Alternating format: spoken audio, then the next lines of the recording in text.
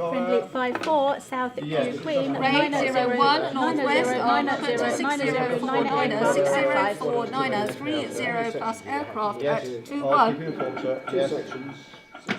Would IFF, identity friend or foe, have had any impact on the Battle of Barking Creek? How did radar and Pipsqueak evolve as a result of this tragedy?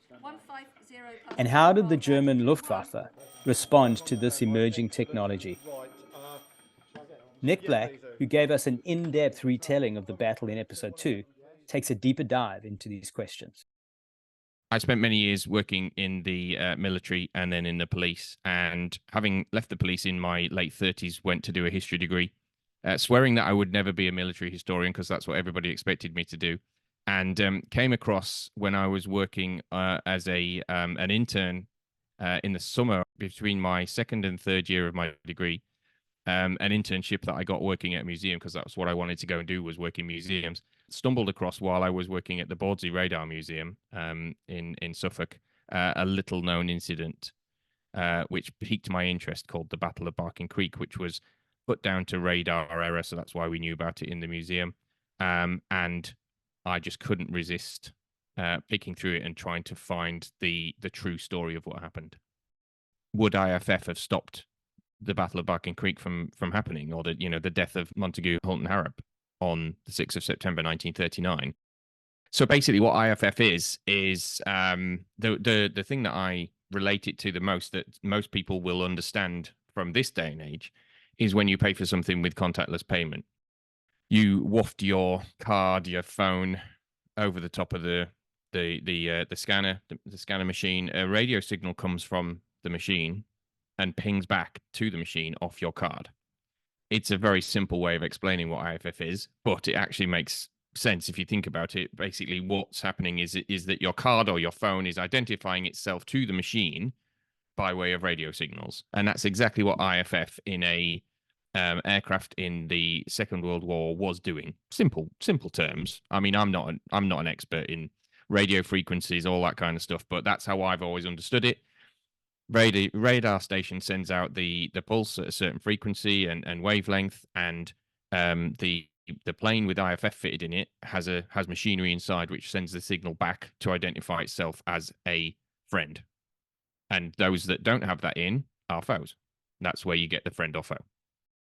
The radar blip arrives back at the radar station from the plane, so the bounced off radio signal arrives back. But there's also another one that's emitted by the aircraft at the same time.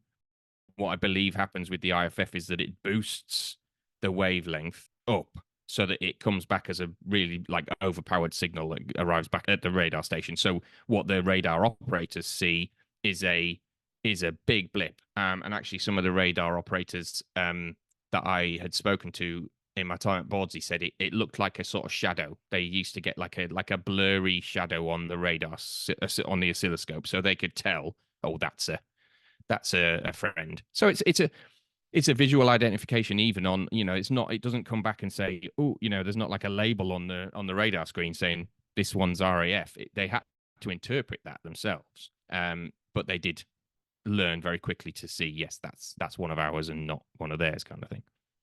Robert Watson was working in the Met Office, and he was tracking thunderstorms by radio frequency interruption. So he was tasked with going around and using a oscilloscope, picking up radio frequencies, and when thunderstorms were interrupting with that frequency, then he got a blip in essence, and he could detect and track thunderstorms. But what he knew from his work in that was that when an aircraft flew in front of his radio set, that was, again, don't know the technicals of it in depth, but he was putting radio waves out, and he knew that when an aircraft flew in front of them, they got a signal returned back, and they got a blip, basically. So he instantly was like, look, we can use this to detect aircraft in flight, and if we can boost the power, we can detect it over many, many miles. At the time, Churchill was putting together, getting all scientists to pitch ideas around how they could basically defend Britain against the Germans. And they launched a competition. The competition was tied into, we want to do something with radio waves. We think that there's power, there's some kind of weaponized radio wave that we can use. And the idea was actually pitched as, if some scientists can basically cook a pilot in flight with radio waves to stop them, like have a death ray basically, then that's what we can do. And they launched a competition. If you could kill and cook a sheep at 1,000 yards, I think it was, or 100 yards, then with radio waves, then you would get a prize of something like £1,000 and a job with the Air Ministry. In fact, in the Bawdsey Museum, we had a sheep, a little stuffed sheep on the display there, just to kind of tell that story. It's a great story. And Robert Watson Watt came to them and said, you're bonkers. This is just ridiculous. This is never going to work. And at the time, he was right. I mean, he was saying that there's not enough power in the country generated by all the power stations in the country at that time to even do it. It was several gigawatts. What he then proposed was, look, I'm working on this. I know that we can detect aircraft in flight with radar. It wasn't even radar at that time, with radio waves, which got known as radio direction finding, which we know is obviously something different, but it was known as radio direction finding at the time. And he basically got the gig of setting up at Orford Ness, just up the Suffolk coast here, to develop and come up with a net. Basically, he called it, he referred to it as stringing string with bells on it in a forest, a detection net that would allow them to know when aircraft were approaching. So that was early, 1935, and he also knew that when they were doing this development, that they would need a system to tell our planes from their planes. Even early, he filed patents for an early IFF, or an identity friend and foe system, in 35 and 36. So he knew this was coming. The Bawdsey team in 1938 started working on a dipole antenna, which would basically send the signal back, or boost the signal and send it back to the radio, to the radio emitter at the radar station. So from 1938, we had a working IFF, really. They were also using HFDF at the time, HFDF, high frequency direction finding, which had been a thing that they'd used in the First World War, even to track Zeppelins. They were tracking German Zeppelins leaving Germany by picking up their radio signals and triangulating them. So we were into development of IFF by the time the war started. We had an issue with the Mark I IFF where it was too powerful. So it was actually sending way too big of a signal back, and it was overpowering the signals that were coming back to the radar station. So it wasn't ready by the start of the war. It wasn't even ready by the start of the Battle of Britain. So we relied on Pipsqueak until after the Battle of Britain, when they realized we need to throw some stuff at this, get IFF in every aircraft that we can.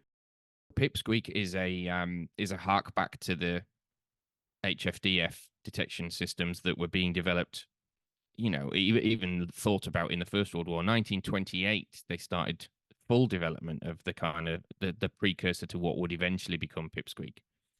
And Pipsqueak was invented in some ways for tracking our pilots. It was developed in conjunction with radar, so it was one of the systems within the Dowding system. Planes coming in over the coastline until they get to the British coastline are tracked by radar, but our pilots taking off and going out to intercept them needed to be tracked. They also needed a system whereby if our planes were getting into combat and had maybe shot the aggressors down, lots of maneuvering, didn't necessarily know where they were, they needed a way to be able to navigate home. And what would happen with that, and the reason that Pipsqueak came about, was in order to use ground-based high-frequency direction finding, radio direction finding, not radar, not bouncing a signal off not bouncing a ground-based radio signal off a aircraft in flight and then detecting where it is, but instead the aircraft emitting a radio signal that was picked up by 3 ground-based radio stations and then triangulated to find the position of the aircraft, not the height, but the position of the aircraft. Pipsqueak had to be tied into the radio because it was a radio emission. So the earliest radio sort of this period of the war as well was the TR9D, the HF radio that the most aircraft in the RAF inventory at that point had. That had a range of about 35 to 40 miles. It only had 2 channels, so each squadron had their own channel, and the 2 channels were, one was for talking to ground and to each other in flight. Obviously, once they got 40 miles away from ground control at the airbase that they were based at, they would lose contact with that, and it would be purely for plane-to-plane communication, but only between the squadron that you're flying with. And the second backup channel, which was initially intended to be a backup channel an emergency channel in these radios, was commandeered basically to be the Pipsqueak channel. And Pipsqueak, also known as cockerel, which was the official term for it in the RAF inventory, it was called Pipsqueak affectionately by the pilots because of the high-pitched sort of squeal that it would make. But it was known as cockerel. Pipsqueak was 2 things. One was a timer that would basically tick around 60 seconds, or tick every second. The other one was a switch that would change it from one channel to the other. And the switch was set. The switch was in the cockpit next to the pilot, and you'll see this in some cockpits where you see this item, and it's a black device with a white face on it, with a quarter of it coloured in red or blue or whatever.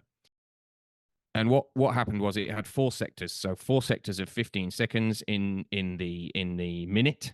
It would go around every minute, and for 14 seconds of every minute, the radio was switched from the main channel, the broadcasting channel, to the backup channel, and the Pipsqueak would then emit a frequency, which was then detected by ground-based listening stations and then triangulated. And they had their own tracking booths. They had plotting tables, which actually had the positions of the ground-based antennas were positioned on these plotting tables with a steel ring, and they had string through the ring.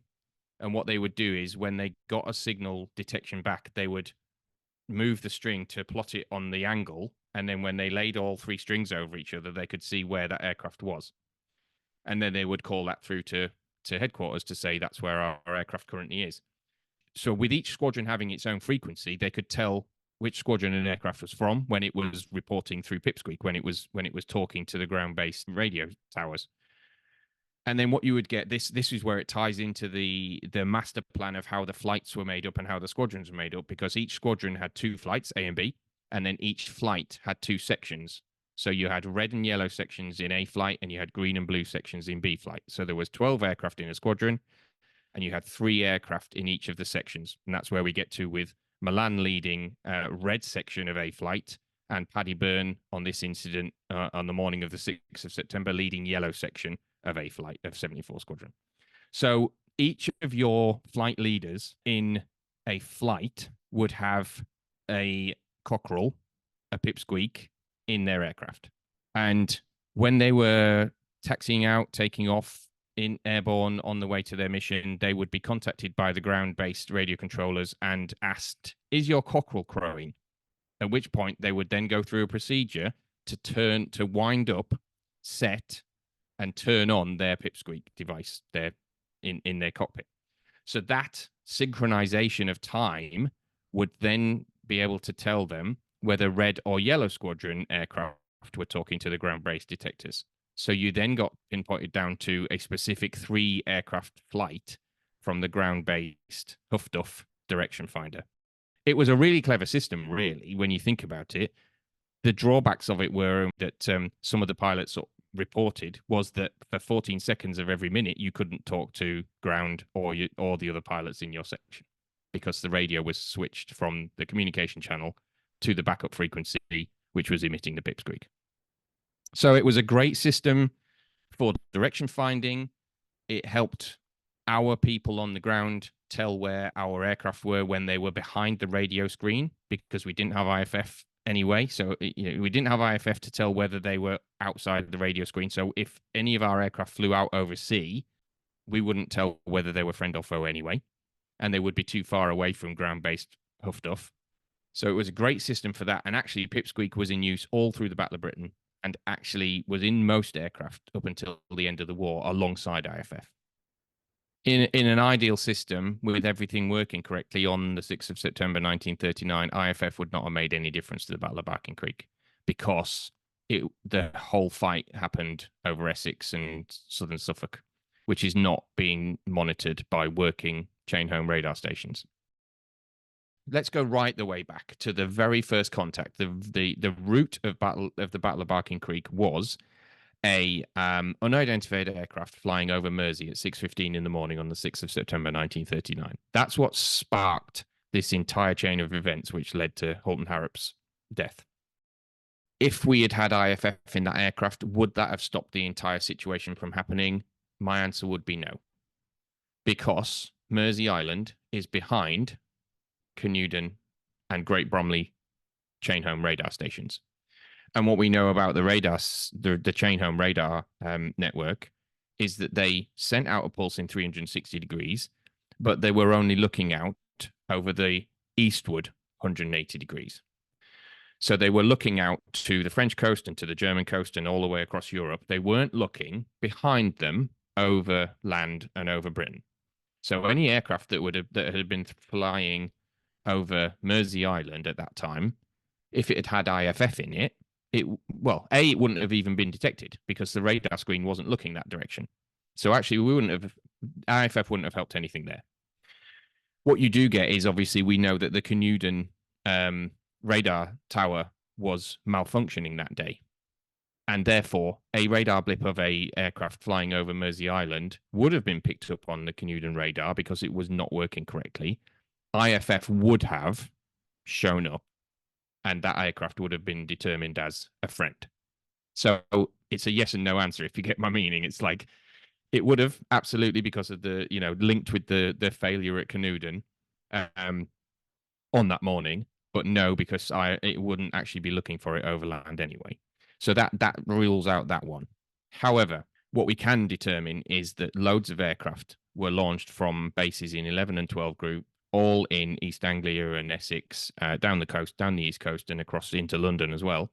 All were launched looking for this rogue aircraft over Mersey. They were all detected by the Canewdon radar that was broken and therefore was seeing things behind it as if they were coming from in front of it.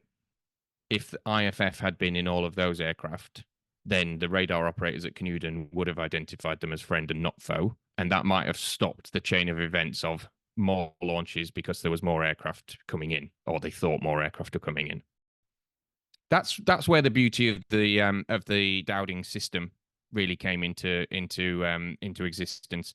You had early warning radar. That was the first thing. So up to sort of 80 to 100 miles on good days, they could get a signal out.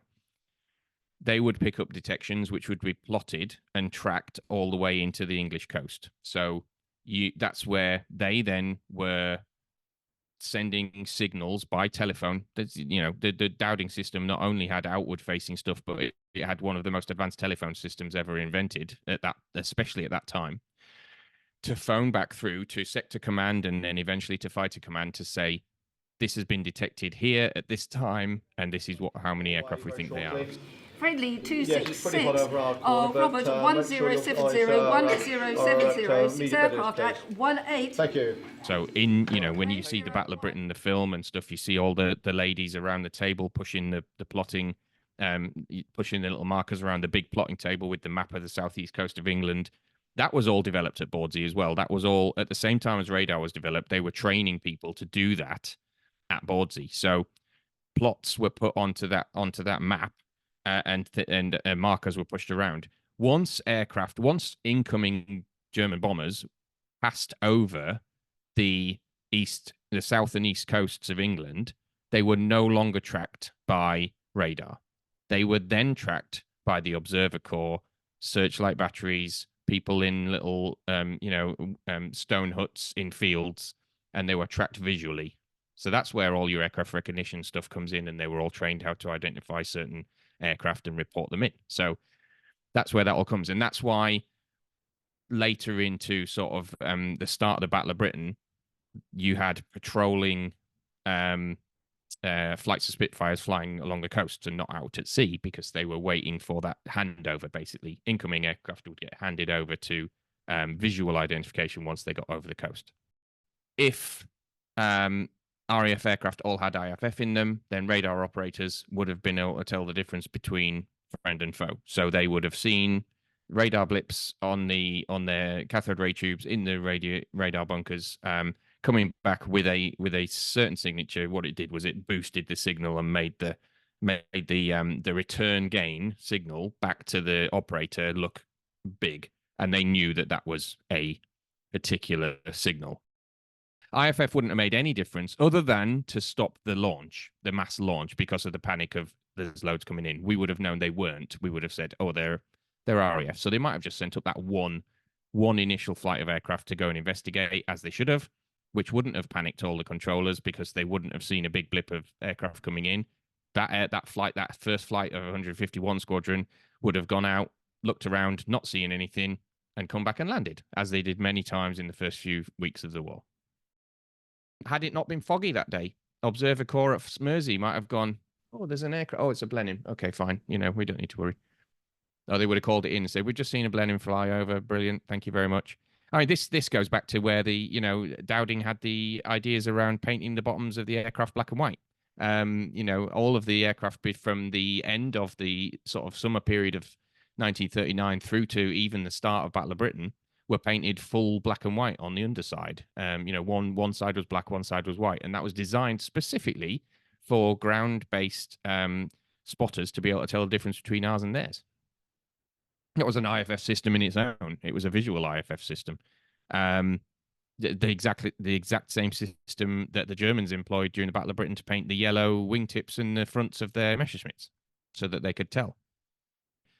So the Mark II IFF came along, and then what we ended up with after that, especially in 1941, after the radar developers at Bawdsey had made a deal with America to share the technology, and we ended up with the cavity magnetron.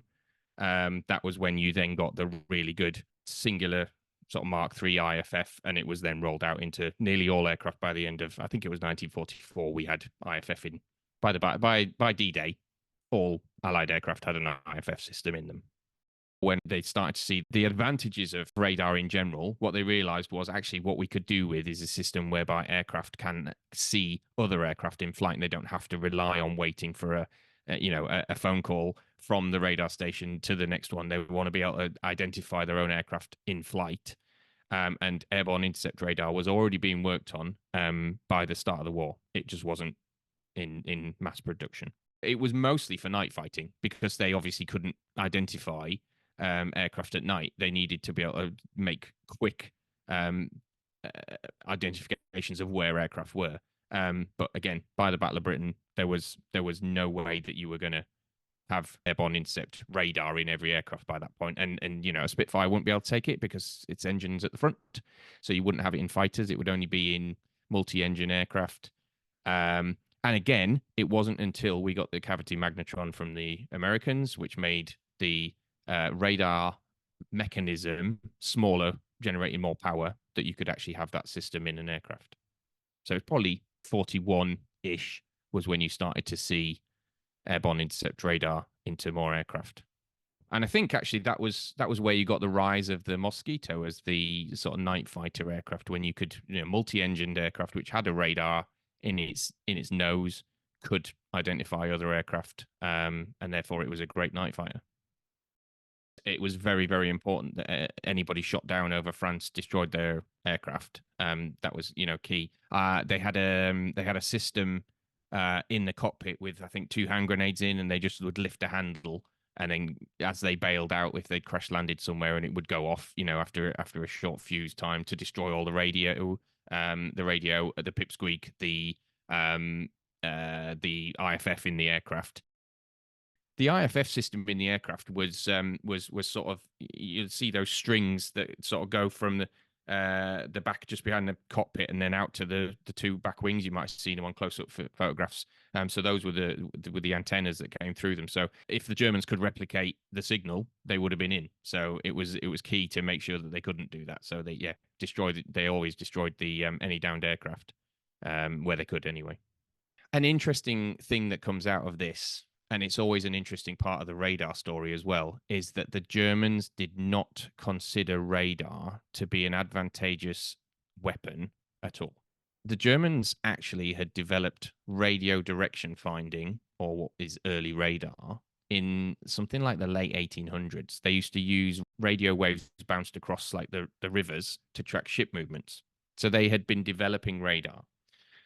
What they hadn't been doing was thinking about radar as a offensive weapon, and they weren't thinking defensively, and rightly so. They weren't at any point thinking about defending Germany. They were thinking about, we're going on the attack. We're going to invade France. We're going to invade Russia. That was all happening externally. So they were well behind the drag curve when it comes to how good our radar was. They were actually using radio direction finding more for naval combat. They were using it for range finding. So they were sending out a radio signal to bounce it back off a ship on the horizon and see how far it was in distance, so that they could target their guns on it.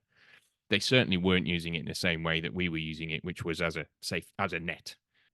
The Germans actually had no idea what the big towers were that were popping up along the coast. And there's a famous story of the Graf Zeppelin flying along the East Anglian coast here, bouncing radio waves off the towers at Bordsey in 1937, trying to figure out what they were, and just getting this kind of low ticking noise, which they thought was malfunctioning and dodgy equipment, which they thought was for Huffduff, which was high frequency direction finding, and reporting back and saying, this is you don't need to worry about this. This is archaic technology. We can easily defeat this. What they didn't realize was that the ticking was the sequencing of the frequency emission that was tied into the national grid. So the frequency, I don't know the intricacies. I know a little bit about it, but the power that was coming through from the national grid was sequenced so that the radar stations didn't overlap each other and you didn't get them talking to each other. And the Germans just had no idea that chain home radar network was going to be as powerful as it was. There's lots of stories, isn't there, about senior officers in the Luftwaffe and what have you, trying to have a bit more of a kind of, hang on, this is not working, but Goering not listening to them, always wanting to do what Hitler wanted. And they were very naive, I think, to think that we hadn't prepared, and they never. There's even stories, isn't there, about the Luftwaffe having been invited to come to RAF bases here, before the war kicked off, and having dinner with the RAF pilots and stuff, and just not knowing. And German pilots got to a point where the whole thing around people eating carrots to give them night vision. That East Anglia was arable land, lots of carrots growing. The Germans were convinced that RAF fighter pilots were superhuman and that they had night vision because of all the carrots they ate. They didn't. We just had a really good radar network, and as soon as bombers were coming over in the Battle of Britain, we were sending up a squadron of fighters to meet them.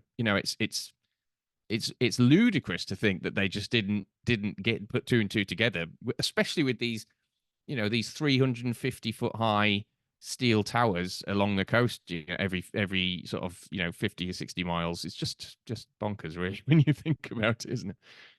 Watson Watt wasn't believed to be truthful at all. He had to go and test it in the famous Daventry experiment, where he proved that he could detect an aircraft in flight. It didn't go quite right for him initially, but he eventually got a blip on the screen and was like, there you go, this is what we've got, this is what we're working with. And the right people seeing that and believing in the system and giving him the chance to go and prove it at Orford. It all just kind of, you wonder what would have happened if somebody had gone, this is science fiction as well, this is never going to work, and it just got canned. That would have been it, and we wouldn't have had a chain home radar network. We wouldn't have had an early warning for planes coming across the coast.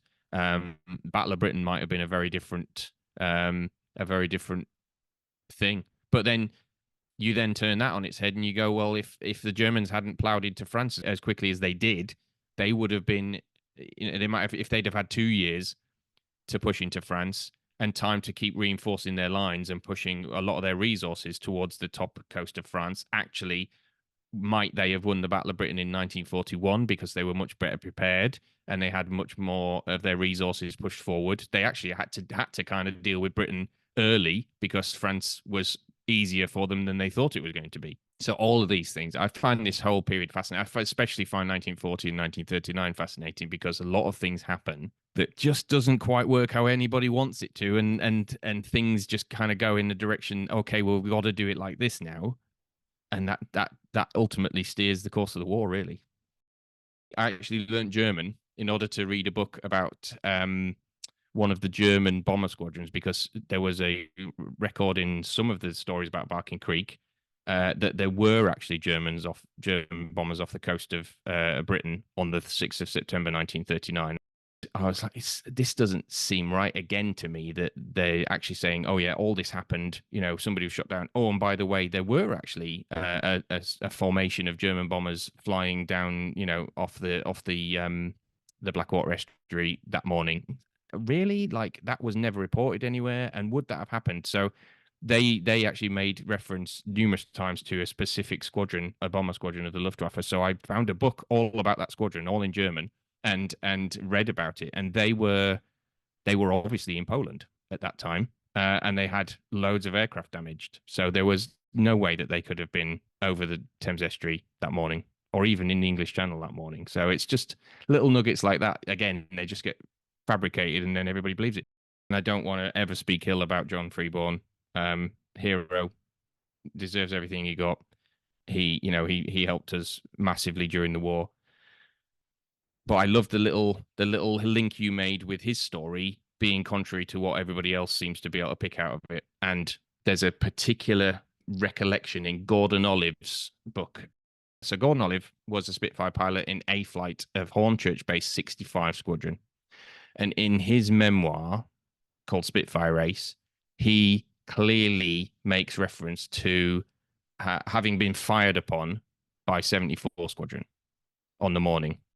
I think he even describes it narratively, like, looking across to my right, I saw 74 Squadrons. Oh, I saw shots coming in, and I looked across, and it was 74 Squadrons Spitfires shooting at us. That didn't happen. I'm sorry. That did not happen. If that had have happened, that would have been recorded somewhere. There was no record anywhere else of 74 Squadron Spitfires having opened fire on 65 Squadron. So, in history study, you understand that over time memories get conflated. And his book was it in 60s, something like that. So it was 20 something years, maybe 30 years post-war, but some of them do conflate the stories. It happens. And so when we're studying a historical event like this 80 years later, we're taking a lot of narrative from people's memoirs that could be untrue, and we can't always prove that they're not. And this incident is a prime example of that, where we don't have any official documentation. What we have to do is piece together what we can from records that are available, and take all of those narratives and try and pick a truth out of them. And that was basically what my research was intended to try and do, was to cut through a lot of that and try and find what actually happened. If they had thought that Pipsqueak was to blame for this incident, that would have come out of the incident already. And there's no record of them even considering it in the court minutes or the preparations for the court-martial. So either they haven't considered it, or they've not wanted to talk about it being an issue. There are lots of records that have been lost. You can't find sailors or John Freeborn's flying logs. They're not in the archives. There's lots of pilots who've got flying logs in the archives. Burns, Montague, Hulton, Harrops, Freeborns, Malans, all the players in this incident are not there. Now, whether that's that they've been pulled because of secrecy, I don't know, but they're non-existent in the archives at Kew. So we'll see. I'm hoping in 2039 that they will surface. I hate to think that little old me, looking at history 100 years later or 80 years later, has picked up something that they've completely missed. But I also think that it's very possible that they might have missed this, and that actually they never even considered that Milan gave a countermanding order but didn't get heard because of Pipsqueak. It makes complete sense to me in the 21st century. It's never mentioned by anybody. And like I said to you before, there are so many different mentions of this incident, all kind of folklore and stuff, but the different memoirs of the pilots that you get, nobody goes, oh yeah, it was Pipsqueak that caused an incident. You get little hints to that, but you don't get Pipsqueak caused this incident, which makes me wonder that actually they didn't ever blame Pipsqueak in 1939 for this incident for whatever reason. Either they didn't consider it or they didn't want to blame it on that system because that was the only system they had. And if they'd lost that as well, they had nothing. We don't know what happened in the air that day, and I doubt we ever will, truthfully, because even court-martial transcripts might not paint a complete picture of it. Depends on what was recorded. I mean, even looking at the squadron records, you can see patterns of when aircraft were launched and when they landed, but they're manually input by people. So if a squadron landed at 0729, did all the planes land at 729, or did they just write 729 for all of those aircraft once they were back? You don't know exact details because it's written in war by somebody who hasn't done that yet because it's only a few days into the war. You don't know how accurate those records are. But there's a brilliant incident from the evening of the first day of the war in Scotland where they reportedly opened fire on a German, it was a Dornier, I think it was, that they saw over the coast. Now, I'm not entirely convinced that the Germans would have had recce planes flying up the North Sea, up the coast of Scotland on the 3rd of September. So have they actually opened fire on a German aircraft that night? Or have they opened fire on one of our own aircraft, believing it was a Dornier? Was this a friendly fire incident? Nothing was reported. There was no damage reported to any aircraft that day.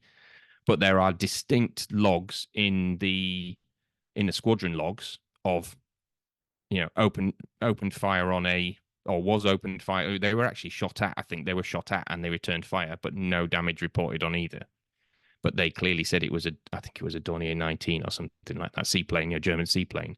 Did that actually happen? I don't know, but it's a fascinating story. It would be a lovely one to unpick, but there's so little records that you would have to kind of try and unpick it with not much help. This is one of the reasons why I wanted to do my exposition of Barking Creek, is because that's exactly one of those little incidents, little drop in the lake, and you can see the ripples going out because you can see, radar's not quite cut out for it right now. We need to tighten that up. Our reporting procedures are not quite right. We need to make sure that we're better at that. We need to make sure that we're actually identifying the aircraft properly before we shoot at them. You then get Sir Patrick Hastings, who defended the two pilots, finding funding for little models to be made of German aircraft to be used in aircraft recognition lessons out of that incident, which still get used today by when you see them, don't you, with the doing the tactics and things, and aircraft recognition is still taught to air cadets. My son has just joined the air cadets here. He started doing aircraft recognition lessons already. He's 13 years old. That kind of legacy comes from those kind of things, and it all feeds back to these little incidents during the war, which makes them all very fascinating. Face the Attack, The Three Battles of Sailor Milan was written and produced by Protea Rose Originals. To receive weekly episodes plus additional content, follow this series wherever you find your favorite podcasts. To discover more, visit facetheattack.com.